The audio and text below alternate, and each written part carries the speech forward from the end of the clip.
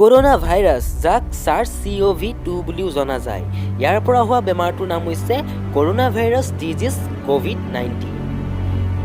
ই আৰম্ভ হৈছিল 2019 চনৰ ডিচেম্বৰ মাহৰ প্ৰথম সপ্তাহটোৰ পৰাই আৰু ই আহিছিল south China Wuhan C food মাৰ্কেটৰ পৰা। এইখনেই সেইখন মাৰ্কেট য'ৰ পৰা কৰোনা ভাইৰাছৰ উৎপত্তি হৈছিল। ইয়াত কুকুৰ, মুৰ্গী, গাহৰি, সাপ আৰু বাদুলি পৰ্যন্ত মাংস বনোৱা হৈছিল। এই ভাইৰাছ পোনপ্ৰথমে জীৱ-জন্তুৰ গাতহে পোৱা গৈছিল বুলি চাইণ্টিষ্টসকলে কয়। যেতিয়া ইমানবোৰ জীৱ-জন্তুৰ এই মাৰ্কেটখনত মাংস কটা হৈছিল, তেতিয়া ই জীৱৰ পৰা মানুহৰ গালৈও বিয়পিব ধৰিছিল আৰু চাইণ্টিষ্টসকলে কৈছিলে যে ই বাদুলিৰ পৰা আহিছে বুলি। আৰু ইয়াৰ যি কণিকা পাইছিল ডিচেম্বৰ মাহত, সেই কণিকাও বাদুলিৰ সৈতে হুবহু মিলিছিল। বাদুলিৰ পৰাই এই ভাইৰাছ মানুহৰ গাতো বিয়পিব ধৰিলে আৰু ই ইনফেকশ্যন হৈ পেলাই এজনৰ পৰা আন এজন মানুহলৈ যি চেইন বৈ যায়, সেই চেইন বব ধৰিলে।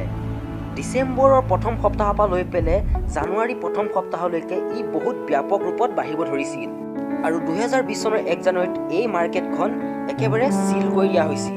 যদিও এই কণিকাবোৰ বাদুলিৰ কণিকাৰ লগত হুবহু মিলিছিল, তথাপিও জাৰ্নেল অফ মেডিকেল ভাইৰলজিৰ ষ্টুডেণ্ট কিছুমানে কৈছিল যে এয়া কেৱল বাদুলিৰ পৰা অহা নহয়। তেওঁলোকে কৈছে যে ই আহিছে কোব্ৰা সাপৰ পৰা অহা বুলিও তেওঁলোকে অনুমান কৰিছে আৰু যি সাপ এই মাৰ্কেটখনতেই বেচা হৈছিল।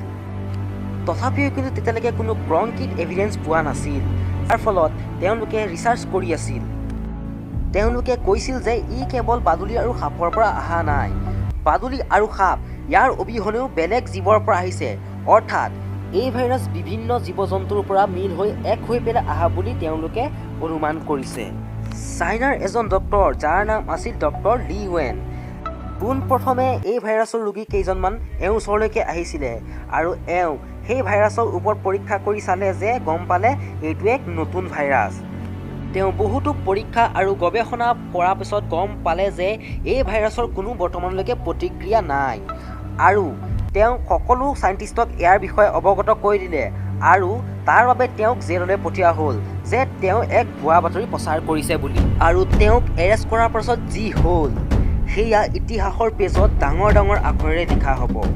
প্ৰথমেতো কেৱল এজন বা দুজন গন্তি কৰিব পৰা কৰোনা ভাইৰাছৰ ৰোগী আহিছিল, কিন্তু কেইদিনমানৰ ভিতৰতে ৱুহান চহৰ যোনখন আছিলে গোটেইখন একেবাৰে কেৱল কৰোনা ভাইৰাছত পৰিপূৰ্ণ হ'ল আৰু যোনজন ডক্তৰ আছিলে ডক্তৰ লি ৱেন, তেওঁৰো জেলতে থকা অৱস্থাত মৃত্যু হৈছিল।